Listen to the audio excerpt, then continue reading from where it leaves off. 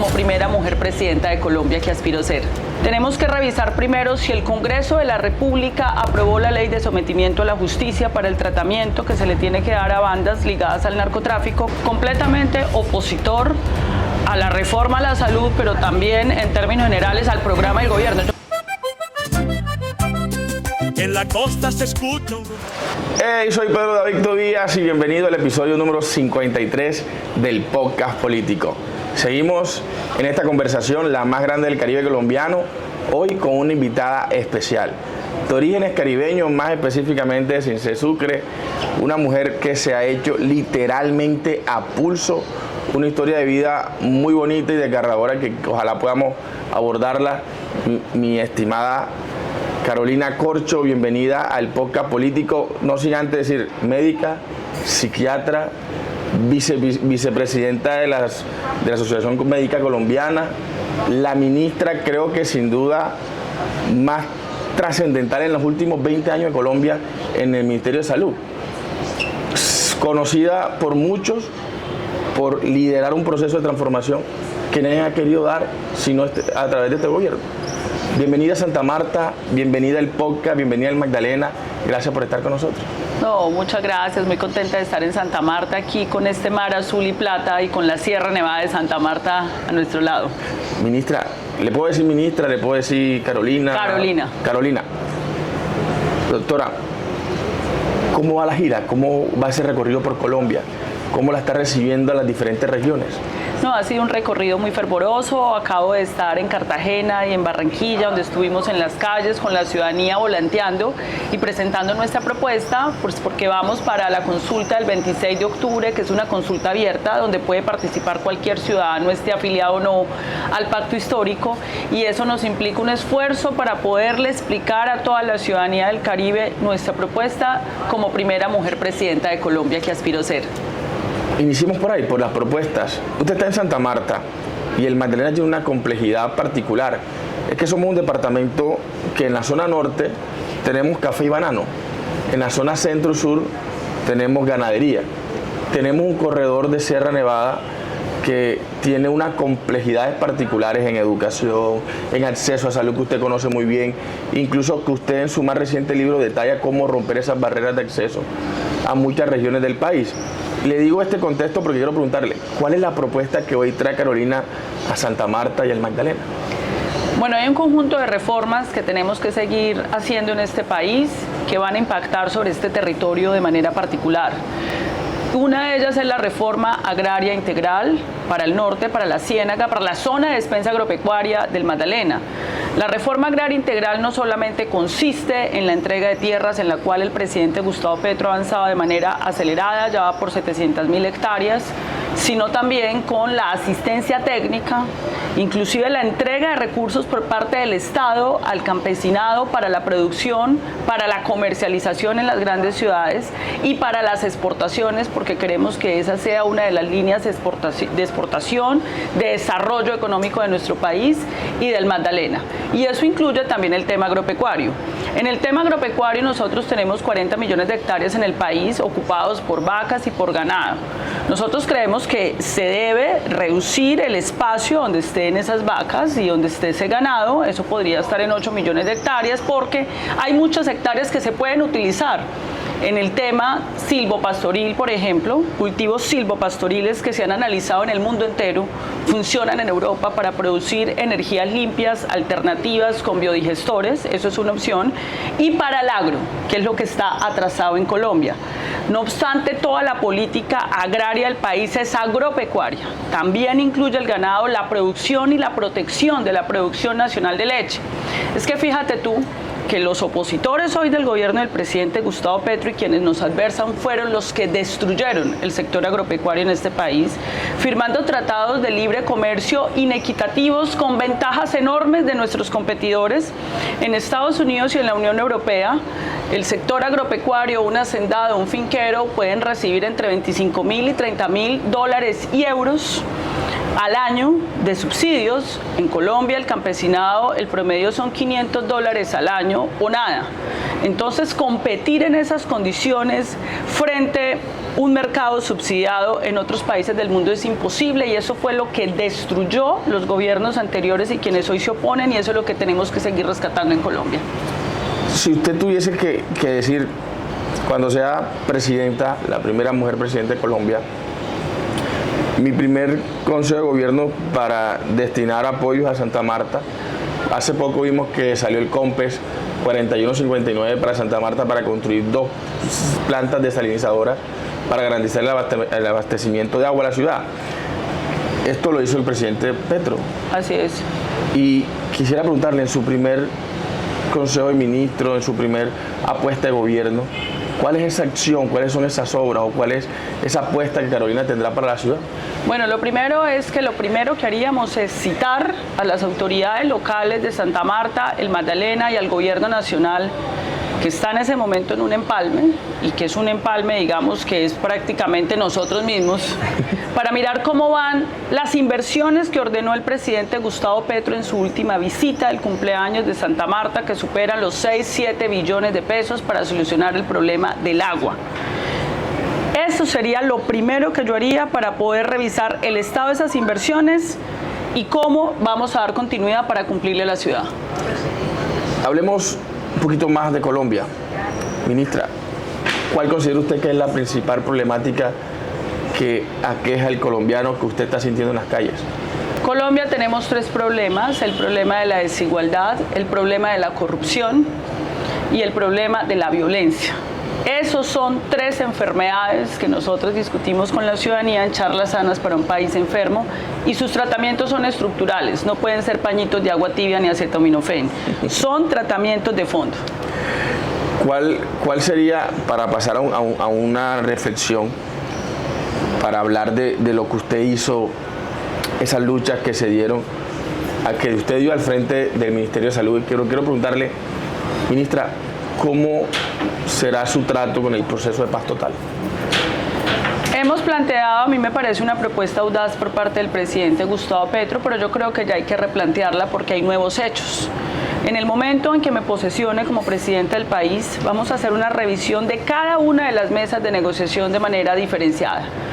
Tenemos que revisar primero si el Congreso de la República aprobó la ley de sometimiento a la justicia para el tratamiento que se le tiene que dar a bandas ligadas al narcotráfico, con quienes el gobierno del presidente Gustavo Petro ha adelantado unos diálogos exitosos en el Valle de Aburrá, donde se han disminuido la tasa de homicidios, e inició unos diálogos en Barranquilla.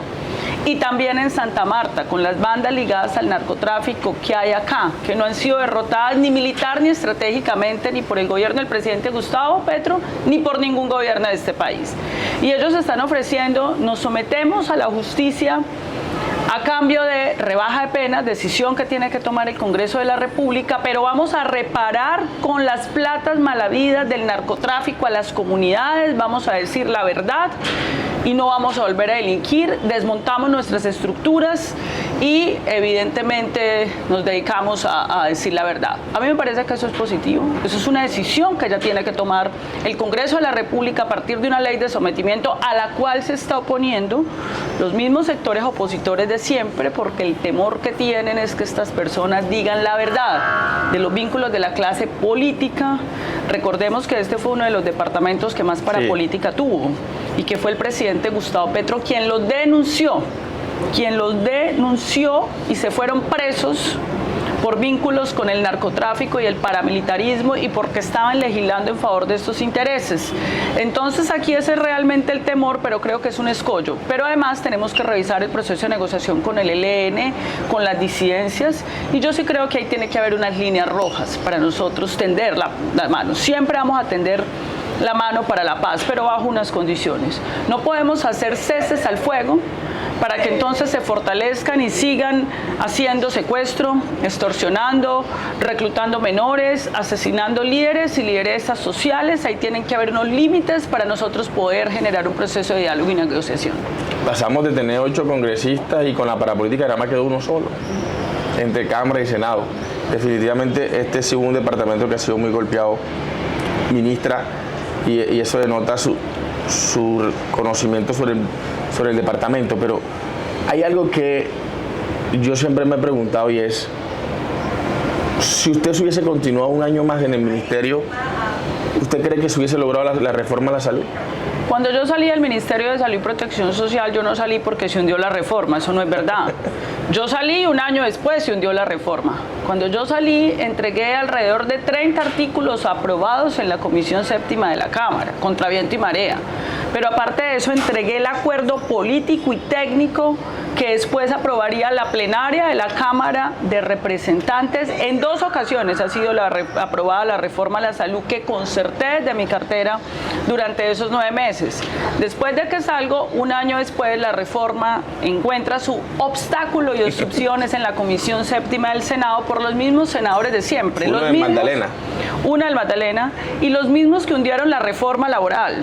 Son los mismos que hundieron la reforma laboral los que se oponen a la reforma a la salud con mentiras, sin argumentos. Hasta el día de hoy siguen diciendo mentiras y defendiendo los intereses del saqueo, defendiendo la impunidad de las EPS que han sido denunciadas por nosotros por lo que podría ser presuntamente el saqueo más grande de la historia de este país. Que ya la Fiscalía pues ratificó, el presidente también lo hizo a través de la locución presidencial. A usted la responsabilizan, incluso en una entrevista que también tuvo, le decían que usted, si usted había sido responsable del estallido o digamos de la ruptura del frente amplio que tenía el presidente en el gabinete. ¿Usted considera que sí, o si tuvo que ver o no tuvo que ver? Porque le pregunté a Roy Barreras que cuál era el error del presidente, que también se la haga usted después de esta pregunta. Y él decía que el error que tuvo el presidente en este gobierno fue haber roto o haberse terminado el acuerdo nacional que había alrededor del ministerio, alrededor del gobierno. No, yo creo que el error del presidente, de acuerdo al mismo presidente en un Consejo de Ministros, que no coincide nada con esta versión que da el senador Roy Barreras, es haber nombrado opositores en su gobierno. Es decir, habían unos ministros que estaban ejerciendo una oposición al interior del gobierno. No estamos diciendo que vamos a negar los derechos de la oposición, nosotros respetamos a la oposición, de hecho han marchado, nunca se les ha sacado los ojos a ningún joven porque esté marchando en contra del gobierno. Pero evidentemente en cualquier esquema democrático, pues tú gobiernas con la coalición que cree en tu programa de gobierno y lo va a sacar adelante. Y en el primer año de gobierno, reconocido por el propio presidente, habían ministros contrarios y opositores al programa de gobierno que eligió el pueblo colombiano. Pero votaron con él en segunda vuelta. Claro, pero eran contrarios al programa de gobierno que votó el pueblo colombiano, porque el pueblo colombiano votó fue por el programa que presentó el presidente Gustavo Petro, por un conjunto de reformas. Y estos ministros no estaban de acuerdo con eso. Hay un ministro en particular, antioqueño, que usted ha tenido muchas diferencias con él. Él en segunda vuelta vota con el presidente bajo el término explosión controlada. A pesar que acompañó al presidente en segunda vuelta, aún como ministro se mantuvo en oposición al proyecto. Sí, completamente opositor a la reforma a la salud, pero también en términos generales al programa del gobierno. Yo creo que eso está absolutamente claro. Hoy es el principal crítico, hoy él cierra filas con el uribismo, cierra filas con la extrema derecha contra el gobierno del presidente Gustavo Petro. Eso es un hecho y eso está claro hoy. ¿Qué considera usted que el presidente Petro no ha podido hacer que usted liderará? ¿Qué no ha hecho el presidente que sí hará Carolina en su presidencia? Bueno, lo primero es que el presidente Gustavo Petro ha tenido la oposición más obstruccionista, filibustera y mezquina que haya podido tener algún presidente en la historia de este país. Lo segundo es que el presidente no tiene las mayorías del Congreso de la República, si bien el pacto histórico es la bancada mayoritaria, no constituye toda la mayoría del Congreso de la República, y eso lo pone en condiciones muy complejas, distintas a las que yo aspiro a tener. Yo aspiro a que tengamos la mayoría absoluta en el Congreso de la República, que el pueblo colombiano nos acompañe votando masivamente en marzo. Eso me da unas circunstancias políticas distintas, pero además el acumulado ya de la experiencia del gobierno del presidente Gustavo Petro hará que nosotros podamos avanzar con mayor facilidad en las reformas que no se han podido aprobar, algunas por esa oposición que tiene en el Congreso de la República, y en la continuidad de la ejecución de los proyectos estratégicos consignados en el plan de desarrollo del presidente, que a mí me parece que es uno de los mejores, el mejor plan de desarrollo que se haya hecho en este país. Por supuesto que sí. Entonces yo creo que nosotros tendremos, por el mismo trabajo que él ha hecho, mejores condiciones. Llevémosla a la mecánica electoral. Quiero preguntarle lo siguiente. Cuando supuestamente se había caído la consulta del pacto histórico, que después se reactivó, muchos dicen que fue que el presidente solucionó esas diferencias por teléfono, pasamos de tener 8 o 9 precandidatos a la consulta del pacto histórico a tener solo 3. Usted viene de la Colombia humana, de cierta manera del sentimiento, del corazón, del movimiento social que acompañó al presidente Petro, que acompañó al presidente Petro siempre. Usted estuvo en el gabinete de la Bogotá humana. ¿Qué siente Carolina Corcho al ver que todos sus compañeros de la Colombia humana decidieron respaldar a un candidato del Polo Democrático y no a usted? Bueno, lo primero que nosotros tenemos que plantear es que se reactiva la consulta por una tutela que interpusimos con Gustavo Bolívar y unas medidas cautelares que otorgó el Tribunal Superior de Bogotá para que pudiéramos inscribirnos. Eso salva el pacto histórico y salva la consulta popular. Pero además luego tiene que intervenir el presidente Gustavo Petro, porque el presidente Gustavo Petro ha sido el gran garante de este proceso democrático. Que el pueblo sea el que elija, y en eso estamos completamente de acuerdo con el presidente, para que la consulta hoy sea una posibilidad. Fue el tribunal una tutela y fue el presidente Gustavo Petro quienes salvaron ese proceso. Y hoy estamos en una competencia. Competir no es estar divididos, estamos unidos por un proceso democrático popular donde el pueblo va a elegir el 26 de octubre, quien gane le cargamos la maleta, si yo gano entonces me cargan las maletas y seguimos compitiendo conjuntamente con la candidatura única que espero que sea de una mujer, que sea yo, en el Frente Amplio. Esto es absolutamente legítimo en la disputa democrática, no tiene que ver con ninguna edición. Yo sí he llamado a que hagamos una campaña honorable porque sí he visto una campaña sucia en la que no se debería incurrir cuando estamos construyendo una nueva forma de hacer la política. De mí no esperen campañas sucias, mis contendores, pero sí les digo, paren eso ya, porque ya es muy evidente, digamos, la campaña sucia que se está haciendo y no podemos comportarnos como aquello que criticamos. Yo quiero preguntarle nuevamente y después hacerle la pregunta sobre la posición que tomó Gustavo Bolívar. Pero, ministra, usted es de la Colombia Humana y los precandidatos de la Colombia Humana apoyan hoy a Iván Cepeda. Pero yo te voy a decir una precisión. Mi precandidatura proviene de las bases sociales del pacto histórico. Yo fui lanzada por la base social y popular del pacto histórico, el movimiento social y popular y la ciudadanía libre. Ese es mi origen. Entonces ese es mi respaldo. Y por supuesto que ya de la íntima convicción de cada uno de los precandidatos que estaban ahí, a quien apoyen, pero el origen de mi precandidatura, quienes a mí me postularon y me lanzaron y me han respaldado en la base social del pacto. Muchos, la IA, las encuestas internacionales, algunas mediciones, le dan a usted siempre por encima en la consulta del pacto. O sea, muchos, y ahora que está de moda las apuestas internacionales, dicen es Carolina la que va a triunfar en la consulta del pacto. A otros Daniel, pero la pelea es Daniel y Carolina. Pero uno ve que muchos de los que son los abanderados históricos del pacto le están haciendo juego el nombre Iván Cepeda. Y le hago la pregunta, ¿usted siente que hay garantías tanto en la conformación de las listas para la consulta, tanto los espacios? ¿Usted se siente con garantías para poder ir al debate el 26 con todas las herramientas? Bueno, en este momento nosotros estamos solicitando el pacto histórico en que sea ser invitada al Comité de Garantías Electorales. Tiene que haber un Comité de Garantías Electorales que estamos esperando la convocatoria. Ser parte del Comité de Garantías implica que los testigos electorales que se hagan presentes el 26 de octubre en democracia deben ser de las 3 fuerzas políticas y los 3 precandidatos. Tienen que haber garantías igualitarias en la exposición de las plataformas del partido, porque todos somos el partido y vamos a configurar el partido con distintas visiones, pero somos pacto histórico para los 3 candidatos y la candidata.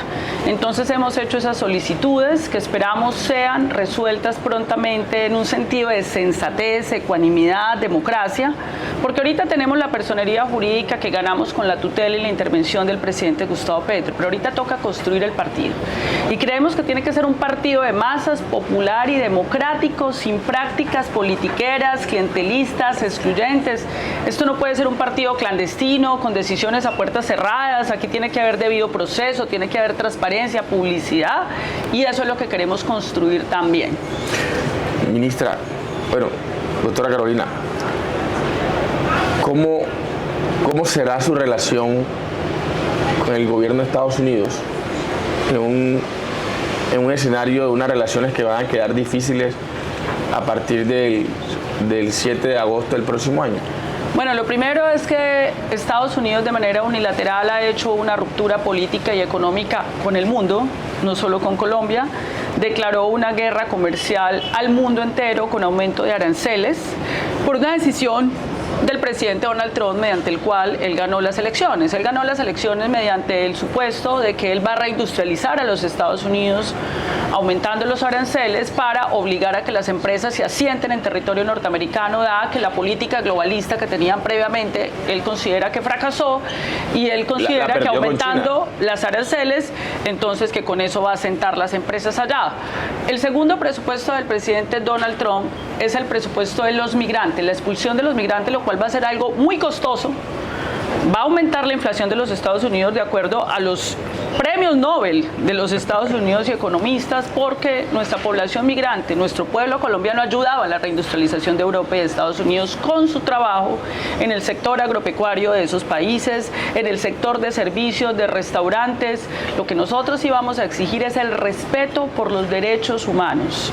No vamos a aceptar que un connacional de nosotros sea vulnerado en ningún país del mundo, ni en los Estados Unidos. Aquí está su patria y vamos a ir a defenderlos de cualquier vejamen que se haga en el mundo. Y lo tercero que ha postulado Donald Trump es el tema de la política petrolera y el negacionismo frente a una realidad científica en el mundo, que es la crisis climática, si seguimos de la mano de la economía fósil, del carbón y el petróleo. Eso está demostrado científicamente. Evidentemente eso riñe con el mundo entero y está en una competencia frente a la emergencia de la revolución industrial de los países asiáticos. Frente a eso yo continuaré la línea del presidente Gustavo Petro, que me parece acertada y audaz. Vamos a abrirnos al mundo. Nos vamos a abrir al mundo y vamos a seguir fortaleciendo las relaciones con los BRICS, que es un nuevo organismo multilateral financiero, además del Fondo Monetario Internacional, que es el que siempre había funcionado, pero aparte de eso con la ruta y la franja de la China, de los países asiáticos, y vamos a ir haciendo una diversificación de nuestra economía, que hoy depende en un 25% de un socio muy incierto como los Estados Unidos, hacia otras latitudes. Respecto a la desertificación, con la que no estoy de acuerdo, porque lo primero es por qué un país que tiene que luchar contra el narcotráfico tiene que abrogarse la posibilidad de certificar o certificar a otro país. En la cadena del narcotráfico nosotros somos los productores y hemos entregado la vida de los hombres y mujeres de la patria para poder hacer incautaciones las más altas en la historia y para poder capturar a los capos del narcotráfico. Mientras que en los Estados Unidos y en Europa se tiene que hacer el trabajo del lavado de activos. Se lavan activos por el equivalente a las exportaciones de los Estados Unidos de un año aproximadamente del narcotráfico, y eso lo pueden controlar ellos y no lo han hecho. La segunda tarea que tendrían que hacer es el control del consumo. Millones de consumidores ante la ausencia de una política de salud pública en Estados Unidos, en Europa. Está grave. Entonces yo creo que ahí hay una falta, una desigualdad, una inequidad, porque hemos puesto la vida misma de nuestra gente, de nuestra fuerza pública para combatir el narcotráfico. Sin duda, de las cosas que resalto aquí públicamente es, digamos, ese mapa internacional responsable, ¿no? no cae en las dinámicas de populismo o decir lo que tiene que decir para poder caer bien en relación al tema de nuestra relación comercial con Estados Unidos, que hoy es el principal socio comercial del país. Yo sí quiero preguntarle por otro socio internacional que muy probablemente termine siendo aún más importante y decisivo en las elecciones que vienen, y es Venezuela. ¿Cómo va a ser su relación con el gobierno de Nicolás Maduro? Y no le quiero generarle la dicotomía de la posibilidad que hay de que Estados Unidos haga una injerencia militar, porque ya generó todo el escenario legal dentro de su país para hacer lo mismo que hicieron con Al Qaeda. Pero ¿cuál va a ser la posición de Carolina frente a nuestro vecino más importante? Bueno, lo primero que tenemos que decir es que tenemos una frontera de más de 2.000 kilómetros, unas relaciones culturales de hermandad. Aquí estoy en la ciudad donde murió Simón Bolívar, el más colombiano de los venezolanos y el más venezolano de los colombianos, una historia común que nos une desde el corazón de la historia. Pero aparte de eso, Venezuela es muy importante para nosotros porque de ahí dependen alrededor de 6 millones de colombianos y colombianas que tienen intercambios comerciales, culturales, que son familias hermanadas que tú no puedes diferenciar en la frontera de La Guajira, ni de norte de Santander, ni de Arauca. Por tanto, nosotros tenemos que tener unas buenas relaciones de Estado, diplomáticas con el gobierno venezolano.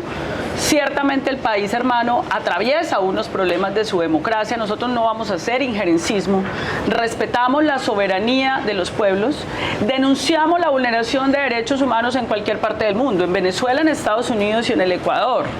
Pero mantenemos relaciones porque de Venezuela también dependen asuntos de seguridad, como los procesos con el ELN.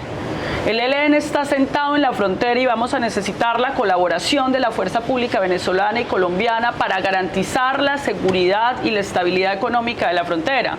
Con el irresponsable cierre de nuestros opositores de la frontera, sufrieron esos millones de colombianos, se perdieron 10.000 millones de dólares de intercambio comercial de acuerdo a la Cancillería de este país, y nosotros eso no lo vamos a permitir.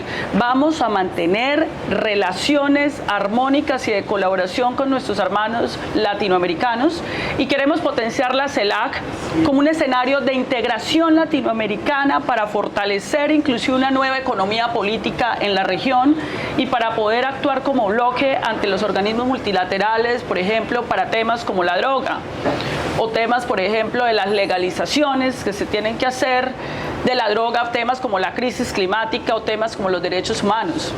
Y el éxodo también que hemos vivido como continente, como plataforma continental. Doctora Carolina, ni un paso atrás, otra Colombia es posible. El prólogo de Margarita Rosa Francisco es sin duda una carta de amor y admiración hacia usted y hacia esa visión que comparten del país. Quienes nos están viendo, ¿dónde lo pueden conseguir uno? ¿Y qué es este libro para quienes hoy la escuchan y la ven? Bueno, este libro es el testimonio. Cuando yo salí del Ministerio de Salud y Protección Social, como dice una amiga barranquillera, las mujeres no lloramos, las mujeres pensamos, trabajamos y reflexionamos.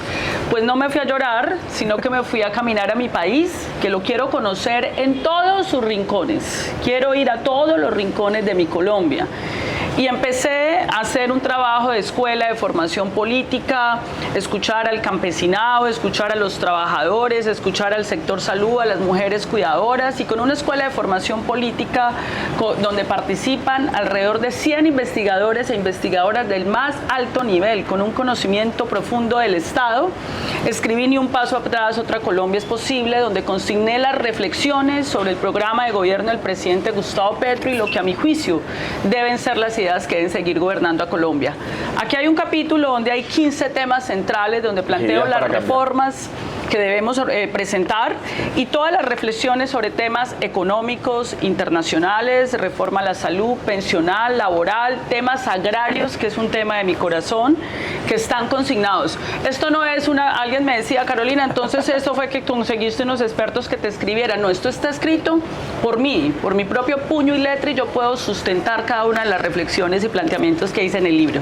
No, y la transición democrática, que también es un capítulo del libro, también despeja mucho para quienes siempre han creído que el presidente se quiere quedar en el poder o que usted va a terminar siendo la plataforma para que el presidente vuelva al poder y ahí dure vitaliciamente.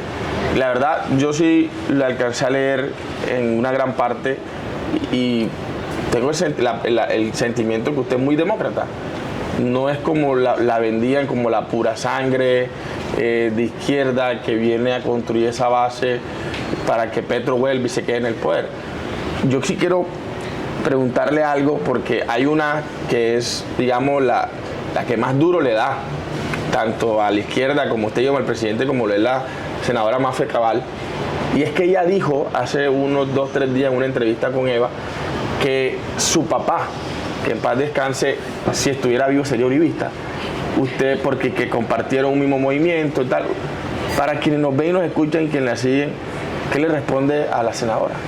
Aquí está mi familia Samaria, que es testigo que yo venía cada año desde niña, siempre mi papá me traía a Santa Marta, por su admiración al Libertador, a Simón Bolívar, por su ascendencia con las ideas de izquierda y progresistas.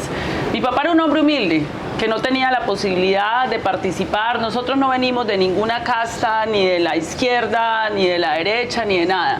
Y la posibilidad que tenía de participar en ese momento en un proceso electoral en el Partido Liberal. Eso fue hace más de 30 años.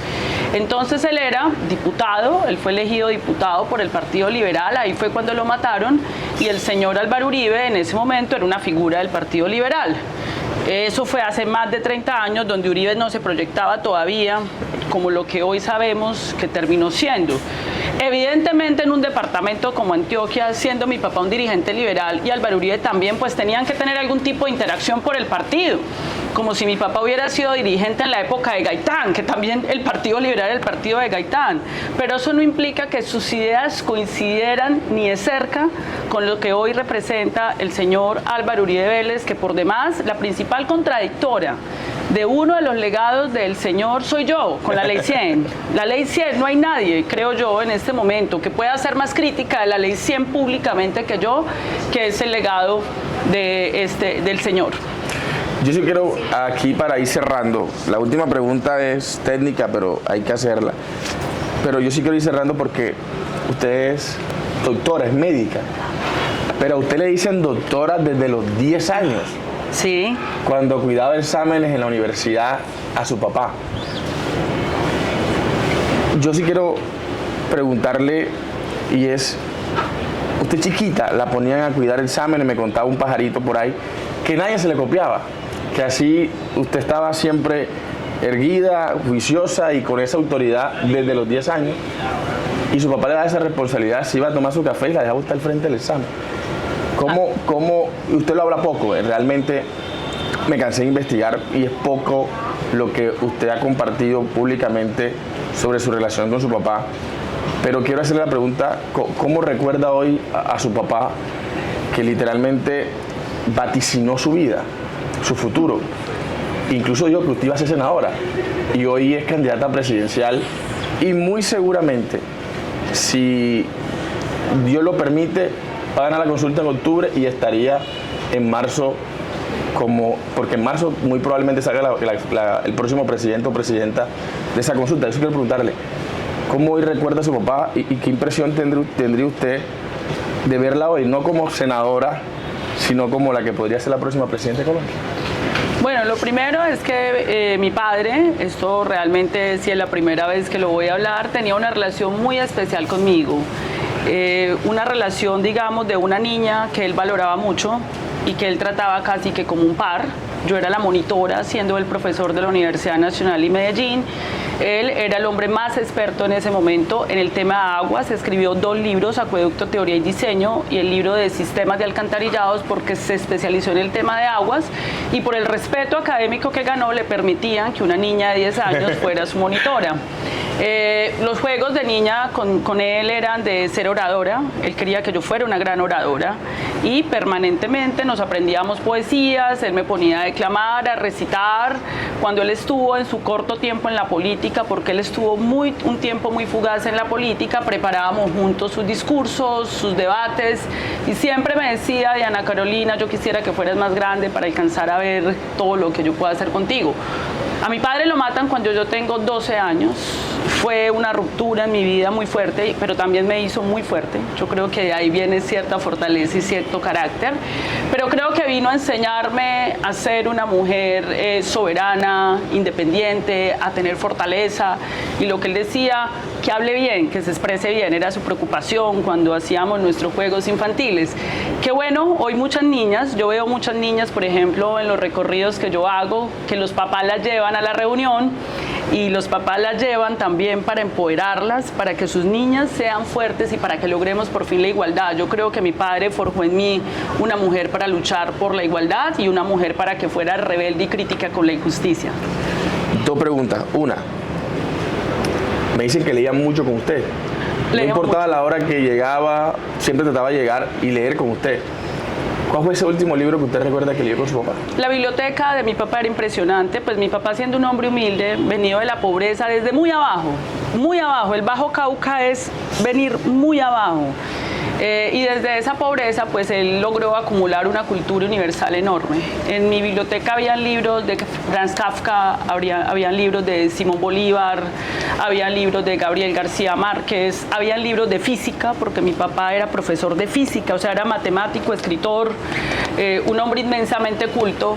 Entonces era una biblioteca, tenía todas las biografías que tú quisieras de Simón Bolívar. Él amaba mucho esta tierra, por la admiración profunda que tenía con el Libertador. No la quiero corchar. El del último libro que usted recuerde que leyó con él. Simón Bolívar. Hay varias biografías de Simón Bolívar y una parte de 100 años de soledad. Qué lindo. Vamos a llegar hasta el final en octubre. No se va a bajar. Va a llegar hasta el 26 en la consulta. Vamos a ganar. No solamente voy hasta el final, sino que voy a ganar. Voy a ser la primera mujer presidenta de Colombia. Vamos a dar un paso más allá. Representamos una innovación del proyecto político del presidente Gustavo Petro, una renovación de la política, de sus formas, para que sea democrática, para que sea igualitaria y también la posibilidad de que una mujer preparada, que ha hecho el trabajo con su pueblo, que no va a traicionar nunca al pueblo, llegue a ser la primera jefe de Estado de este país. Doctora Diana Carolina Corcho, muchas gracias por estar en el podcast. Quiero que se despida invitando a los samarios y magdalenenses de toda Colombia a acompañar el 26 de octubre. Invito a los samarios, magdalenenses, hombres y mujeres, cualquiera puede votar el 26 de octubre, acompañar a esta hija del Caribe, a Carolina Corcho, para ser la primera mujer presidenta. Ayúdenme a ganar este primer paso el 26 de octubre para que continúe el cambio en Colombia. Muchos éxitos. Soy Pedro David Tobías y este fue el episodio número 53 del podcast político. Desde la Marina, desde la bahía más linda de América, con Diana Carolina Corcho. Carolina Corcho es ministra, vicepresidenta de la Sociedad Médica Colombiana. Hoy por hoy una de las mujeres, creo que usted es noticia diaria en Colombia y eso es bastante que decir en un país que le gustan más las noticias de hombres que de mujeres. Doctora, éxitos, le deseo muchos éxitos, los amigos que la acompañan en el Magdalena, muy amigos míos también, y esperamos que si usted gana, gana el Magdalena y gana Colombia. Así que no olvides suscribirte a nuestro canal de YouTube. En la costa se escucha un rumor.